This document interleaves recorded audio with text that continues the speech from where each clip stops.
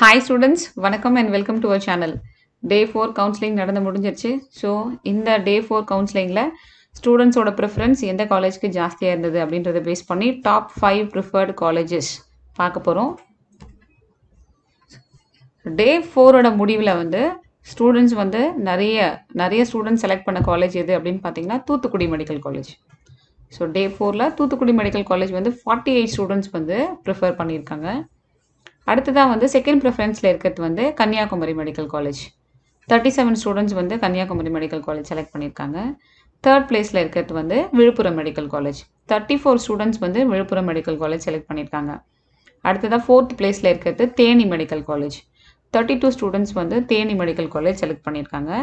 அதுக்கு அடுத்தபடியாக வந்து திருவண்ணாமலை மெடிக்கல் காலேஜ் 30 ஸ்டூடெண்ட்ஸும், தர்மபுரி மெடிக்கல் காலேஜ் வந்து 27 ஸ்டூடெண்ட்ஸும் செலக்ட் பண்ணியிருக்காங்க. ஸோ இதில் தூத்துக்குடி ஃபஸ்ட் பிளேஸ்லையும், கன்னியாகுமரி செகண்ட் பிளேஸ்லையும், விழுப்புரம் மெடிக்கல் காலேஜ் வந்து தேர்ட்லேயும் இருக்குது. Theni medical college fourth, then fifth வந்து Tiruvannamalai medical college, Dharmapuri medical college sixth. So இந்த மாதிரி ப்ரிஃபரன்ஸ் இருக்குது. ஸோ இது டே வைஸ் வந்து இதனோட ப்ரிஃபரன்ஸ் வந்து சேஞ்ச் ஆகும். ஸோ ஃபஸ்ட்டு டேயில் நம்ம பார்க்கும்போது எம்எம்சி பார்த்தோம் இல்லையா. ஸோ அந்த மாதிரி Day 1, Day 2, Day 3. ஸோ அதை பேஸ் பண்ணி வந்து அவங்கவுங்களோட இப்போது எம்எம்சிலாம் ஃபில்லாக என்ன பண்ணுவாங்க, ஸோ ஹோம் டவுனில் இருக்கிற மாதிரியான காலேஜஸ்க்கு ப்ரிஃபரன்ஸ் கொடுப்பாங்க. ஸோ அந்த மாதிரி பார்க்கும்போது Day 4ல் வந்து இப்போ நம்மளுக்கு தூத்துக்குடி மெடிக்கல் காலேஜுக்கு ப்ரிஃபரன்ஸ் ஜாஸ்தியாக இருந்தது. ஸோ Day 5ஓட முடிவில் ஸோ எந்த காலேஜுக்கு ப்ரிஃபரன்ஸ் ஜாஸ்தியாக இருந்தது அப்படின்றத பற்றி Day 5ஓட முடிவில் டிஸ்கஸ் பண்ணலாம்.